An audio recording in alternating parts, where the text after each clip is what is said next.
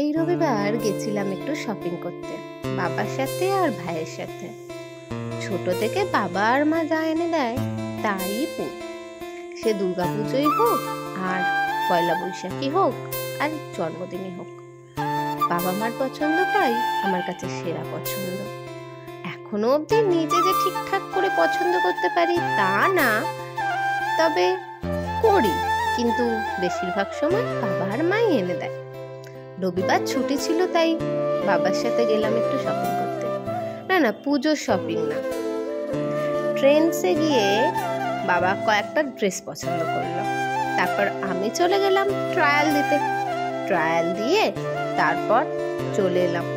তারপর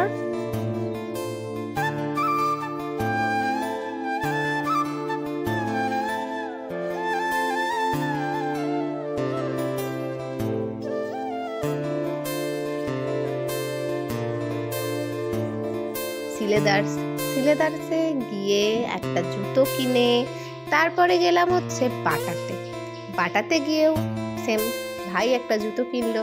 তারপরে পিৎজা খেয়ে গো টু হোম, বাড়ি চলে এলাম।